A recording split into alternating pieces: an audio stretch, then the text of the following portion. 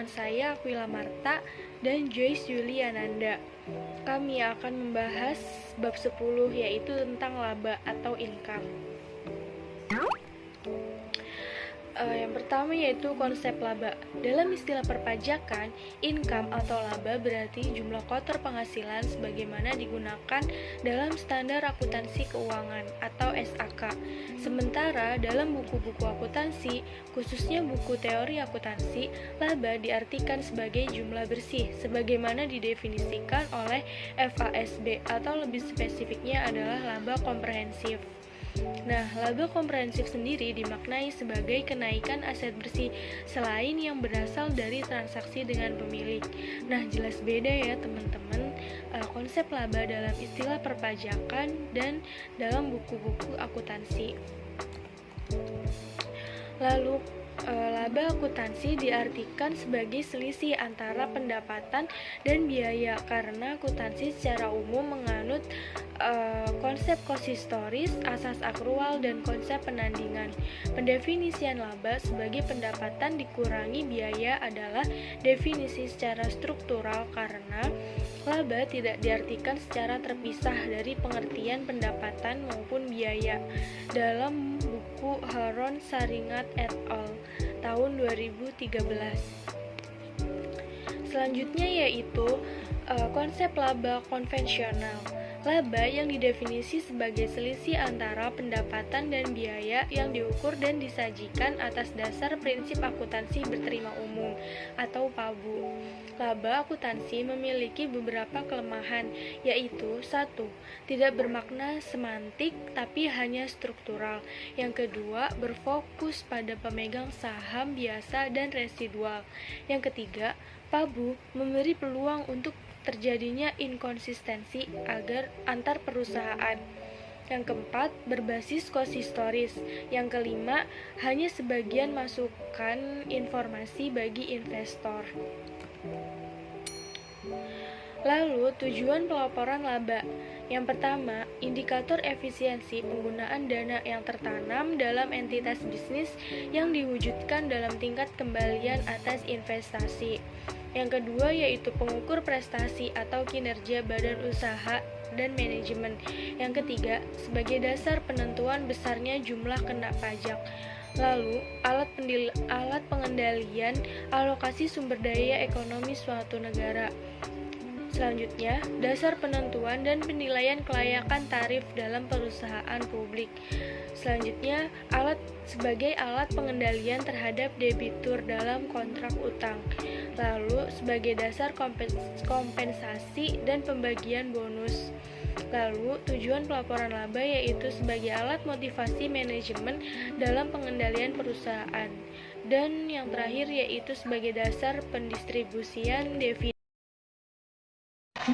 Konsep laba dalam tataran semantik. Pemaknaan laba secara semantik akan menentukan pemaknaan laba secara semantik. Yang pengukuran dan penyajian berkaitan dengan masalah makna apa yang harus dilekatkan oleh pekerja pelaporan pada laporan atau elemen laba sebagai laba bermanfaat atau useful dan bermakna atau meaningful sebagai informasi. Yaitu ada 3. Pengukuran kinerja, yang kedua konfirmasi harapan investor, yang ketiga estimator laba ekonomi. Berbagai perbandingan antara laba akuntansi dan ekonomi, yaitu aspek pembedaan. Kita bisa lihat ada 3 aspek pembedaan, yaitu sudut pandang pemaknaan, dasar pengukuran, yang ketiga pengertian ekonomi. Dan laba akuntansi. Laba akuntansi terdiri dari 3, yaitu perkayasan akuntansi, penyusunan standar atau penyusunan statement keuangan. Yang kedua, cost historis. Dan yang ketiga, kelayakan ekonomi jangka panjang. Laba ekonomi ada 3, yaitu pemegangan saham. Yang kedua, cost kesepakatan, nilai aset, dan nilai ekuitasi. Yang terakhir adalah penilaian ekonomi jangka pendek. Perbandingan antara laba akuntansi dan ekonomi. Ada aspek pembedaan, yaitu makna diskresi, yang kedua unit pengukuran, yang ketiga sasaran pengukuran atau sifat laba, dan yang keempat konsep yang melandasi, yang kelima fungsi aset. Di sini juga ada laba akuntansi. Yang pertama ada alokasi kos, yang kedua rupiah nominal, yang ketiga laba keuangan atau nominal, yang keempat kuantitas usaha atau asas aktual, yang terakhir sisa potensi jasa. Di sini ada laba ekonomi. Yang pertama penurunan nilai ekonomi, yang kedua daya beli, yang ketiga laba real, yang keempat likuidasi atau nilai tunai, yang terakhir adalah simpanan atau sediaan nilai. Selanjutnya adalah makna laba. Kenaikan kemakmuran yang dimiliki atau dikuasai oleh suatu entitas. Entitas bisa berupa perorangan atau individual, kelompok individual atau institusi badan lembaga perusahaan. Yang kedua ada perubahan dalam suatu periode. Yang ketiga perubahan dapat dinikmati, distribusi atau ditarik oleh entitas yang menguasai kemakmuran, asalkan kemakmuran awal dijaga keutuhannya. Dan selanjutnya adalah pengertian kapital dalam konteks secara akuntansi. Yang pertama ada aset. Aset adalah kapital bagi badan usaha atau manajemen yang menguasai sumber ekonomi ini, fisik atau finansial. Yang kedua itu ada utang. Kapital bagi pihak yang mempunyai atau menguasai klaim dilandasi dengan sertifikat utang, misalnya obligasi. Yang terakhir adalah ekuitas. Kapital bagi pihak yang mempunyai atau menguasai klaim ditandai dengan sertifikat saham. Kapital merupakan kemakmuran dapat berupa aset bersih, aset modal, pemegang saham, kekayaan investasi, sumber daya ekonomi, uang ataupun apapun yang bernilai uang. Untuk materi berikutnya akan dibacakan oleh saya sendiri, Apila Marta. Materi berikutnya ialah konsep laba dalam tataran sintaktik. 1. Ada pendekatan transaksi. Dalam pendekatan ini, laba diukur dan diakui saat transaksi terjadi. Kemudian akan terakumulasi hingga akhir periode. Untuk pengukuran dan pengakuan laba akan paralel dengan pengakuan pendapatan dan biaya karena laba didefinisikan sebagai pendapatan dikurangi biaya. Untuk pendekatan kedua yaitu pendekatan kegiatan. Dalam pendekatan ini laba akan dianggap timbul bersamaan dengan berlangsungnya kegiatan, bukan sebagai hasil dari suatu transaksi pada saat transaksi tersebut. Dengan konsep ini, pendapatan dinyatakan telah terbentuk bersamaan dengan dilakukannya kegiatan operasi perusahaan, produksi, penjualan, dan pengumpulan kas. Untuk pendekatan yang ketiga adalah pendekatan pemerintahan kapital. Dalam pendekatan ini, laba adalah konsekuensi dari pengukuran kapital pada dua waktu yang berbeda, atau laba adalah kenaikan kapital pada suatu periode. Untuk materi berikutnya yaitu pengukuran dan penilaian kapital. Pada materi ini, kita akan menyebutkan hal-hal yang menentukan cara menilai kapital, yaitu ada 1. Jenis kapital. Terdapat kapital finansial dan kapital fisik. Yang kedua, skala pengukuran. Pada skala ini terdapat skala nominal dan skala daya beli.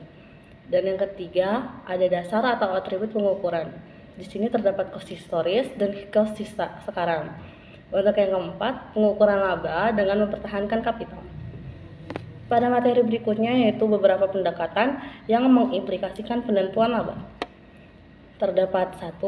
Kapitalisasi aliran kas harapan. 2. Penilaian pasar atas aset bersih perusahaan.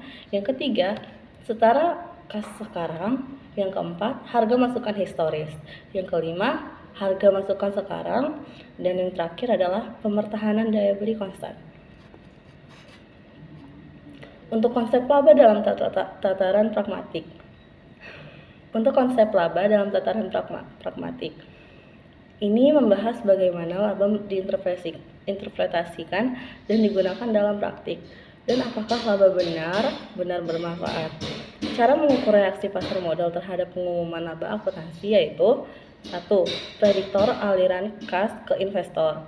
2. Laba dan harga saham. Yang ketiga, perkontrakan efisien. Yang keempat, pengendalian manajemen. Yang kelima, kandungan informasi laba dalam teori pasar efisien. Dan yang terakhir adalah materi laba dan harga saham. Kebermanfaatan laba dapat diukur dari hubungan antara laba dan saham, bahwa laba merupakan aliran kas ke investor yang menunjukkan bahwa laba menentukan harga saham. Aliran kas masa datang ke investor digunakan untuk menentukan apa yang disebut nilai intrinsik. Nilai ini pada akhirnya akan menentukan harga pasar saham yang terjadi di pasar modal pada saat tertentu. Dan investor akan membandingkan nilai intrinsik saham dengan harga pasar sekarang. Perhitungannya adalah laba dan harga saham. NI adalah nilai intrinsik, NPS adalah harga pasar sekarang. NI lebih dari NPS, maka sekuritas dinilai lebih rendah oleh pasar sehingga harus dibeli atau ditahan bila telah dimiliki. Untuk N sendiri adalah NI kurang dari NPS adalah maka sekuritas dinilai lebih tinggi oleh pasar sehingga harus dihindari atau dijual bila telah dimiliki atau melakukan short sale. Dan NI sama dengan NPS berarti sekuritas dinilai benar dan terjadi equilibrium atau keseimbangan harga. Sekian dari kelompok kami penjelasan materi kami. Bila ada kurang, kami mohon maaf. Wassalamualaikum warahmatullahi wabarakatuh.